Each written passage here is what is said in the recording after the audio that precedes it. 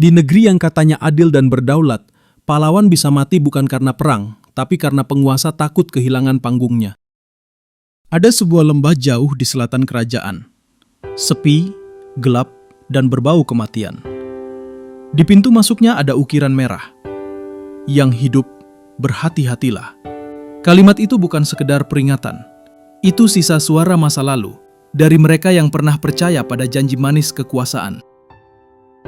Dan di tengah lembah itu, berjalan seorang pria yang hampir tak bisa berdiri. Tubuhnya penuh luka, matanya kosong, tapi hatinya terbakar.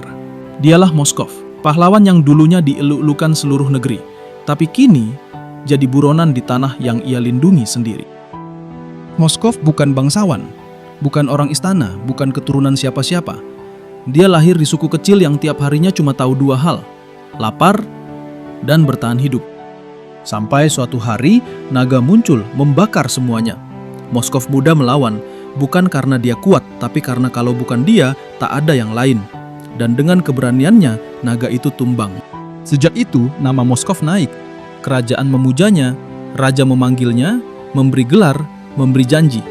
Bertarunglah untuk kerajaan Moskov, bawa kedamaian untuk rakyat, dan tanah subur akan jadi milikmu. Janji yang terdengar indah, tapi kalau udah hidup di dunia yang penuh janji kosong, lu tahu itu cuma iming-iming politik.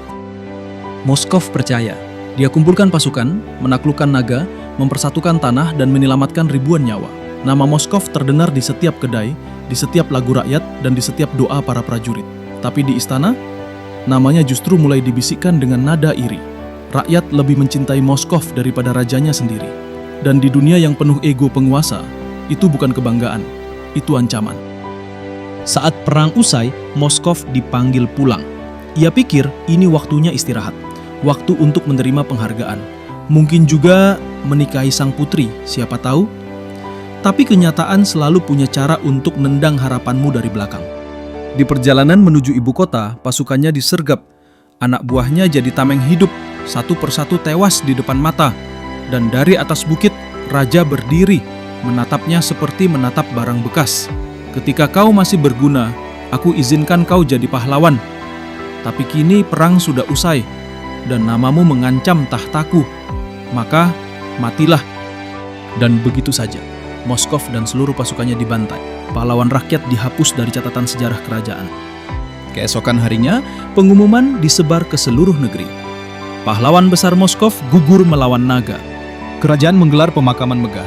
Lilin dinyalakan, rakyat berduka, dan raja berdiri di podium pura-pura sedih.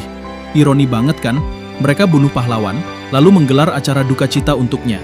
Kayak pemerintah yang bikin krisis, terus nangis di depan kamera bilang, kita semua korban keadaan. Tapi kisah Moskov nggak berhenti di sana.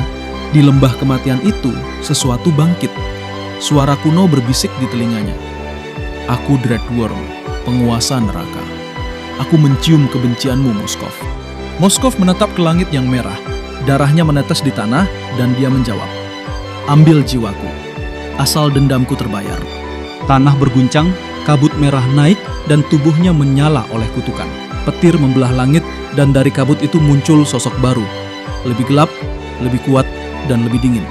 Bukan Moskov sang pahlawan, tapi Moskov sang bayangan dendam. Lucunya, kisah kayak gini nggak cuma ada di legenda. Setiap zaman punya versinya sendiri. Selalu ada orang baik yang dikorbankan demi kursi. Selalu ada yang dihancurkan begitu tak lagi bisa dikontrol. Dan selalu ada rakyat yang percaya pada pengumuman resmi tanpa pernah bertanya siapa yang menulisnya. Dan seperti Moskov, kadang orang-orang yang terlalu jujur justru mati di tangan sistem yang mereka bela. Moskov bukan mati karena pedang musuh. Dia mati karena kejujuran dan loyalitasnya dianggap ancaman. Kalau lu pikir ini cuma kisah game, coba lihat berita minggu lalu. Mungkin kisahnya nggak jauh beda. Setiap negeri punya Moskovnya sendiri. Pahlawan yang dikorbankan atas nama kestabilan dan penguasa yang terus memanipulasi sejarah biar tetap tampak suci. Dan ya, begitulah bro, kisah dari skin Moskov Infernal Wormlord tersebut. Menurut lo gimana guys, tentang kisah Moskov tersebut? Apakah kalian teringat suatu hal, yang mungkin ada kejadian yang mirip sama kisah tersebut?